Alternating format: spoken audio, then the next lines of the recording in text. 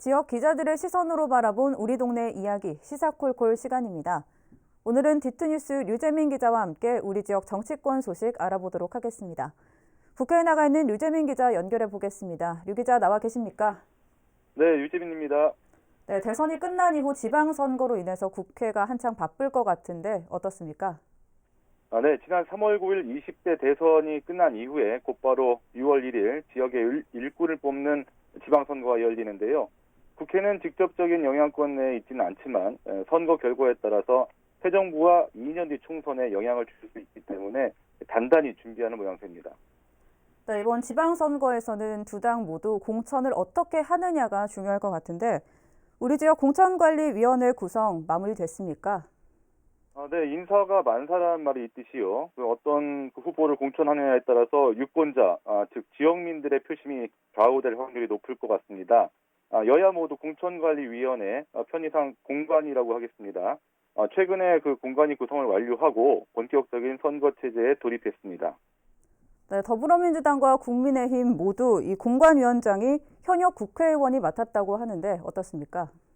그렇습니다. 아무래도 현직 국회의원이 중심을 잡고 있어야 공천 잡음이 최소화될 수 있다는 이유로 보이는데요. 민주당 같은 경우에는 이 초선인 천안 각 지역의 그 문준석 의원이 맡았고요. 국민의힘은 사선 중진이면서 충남 도당위원장을 맡고 있는 아산갑의 이명수 의원이 공관위원장 지휘봉을 잡았습니다. 이명수 의원 같은 경우에는 그 충남지사에 출마하는 것 아니냐 이런 관측이 있었는데요. 결국 불출마를 선언하면서 선수가 아닌 심판을 보게 됐습니다. 네, 알겠습니다. 공천은 각 당마다 정해진 룰에 따라서 진행이 될 텐데 가장 중요한 선거구 획정 문제를 놓고 여야가 치열한 줄다리기를 하고 있다고요? 네, 그러게 말입니다. 국회의원들이 자기들 선거 아니라고 시간을 질질 끄는 모양새인데요. 그렇다 보니까 일부 예비 후보들은 자기가 뛸 운동장이 어딘 줄도 모르고 출마를 준비하는 웃지 못할 상황이 벌어지고 있습니다. 네, 그렇다면 이렇게 선거구 획정이 늦어지는 이유가 뭘까요? 선거구 획정이라는 게 이번 지방선거 말고도 이 선거 때마다 늦게 결정이 됩니다. 국회의원을 뽑는 총선 때도 이 선거구 획정이 법정 시한을 넘기는 것이 기본이고요.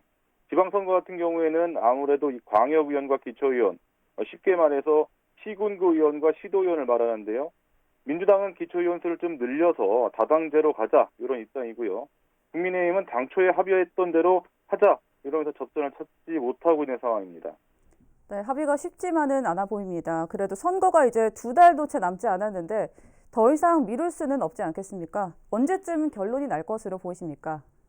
결론은 조만간 나긴 날 겁니다. 후보자 공천을 좀 해야 되는데 선거 획정이 안 되면 공천할 수가 없거든요. 국민들의 비난 여론이라든지 아니면 후보자들의 반발도 있기 때문에 조만간 결론은 낼 걸로 보이는데요.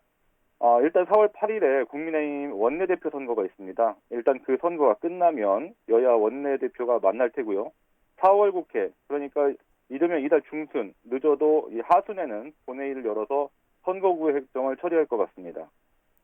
네, 그럼 여야가 이렇게 팽팽하게 줄다리기를 하고 있는 선거구 획정, 어떻게 결말이 날 것으로 보십니까?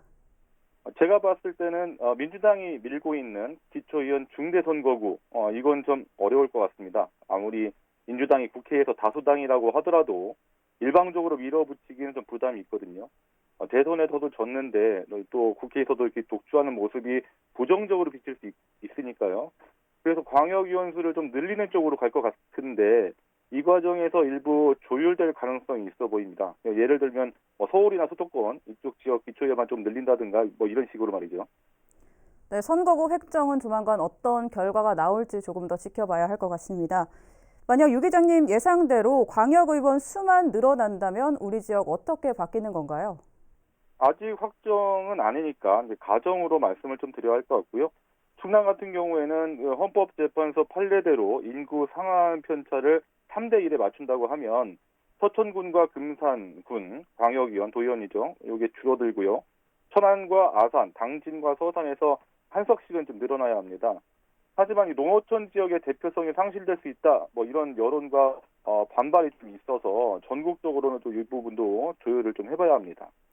네, 세종시도 변동된다는 말이 있던데요. 네, 우리 지역의 이정문 민당 국회의원이 유일하게 국회 정개특위위원으로 활동하고 계시는데요.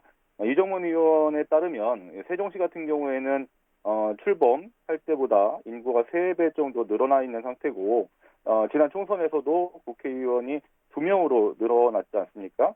네, 가불로 나뉘었었죠. 네, 민주당에서는 세종시라는 상징성과 특수성을 고려했을 때 한 3석 정도 늘려야 하지 않겠냐 이런 입장에서 국민의힘과 협의 중이라는 게 이 의원의 설명입니다. 네, 이렇게 선거구 획정이 늦어지긴 했지만 원만한 합의를 통해서 조속히 처리가 되기를 기대를 해보겠습니다. 오늘 말씀 여기까지 듣겠습니다. 류 기자 수고 많으셨습니다. 네, 고맙습니다. 네, 지금까지 디투뉴스 류재민 기자였습니다. 음질이 고르지 못한 점 양해 말씀드리겠습니다.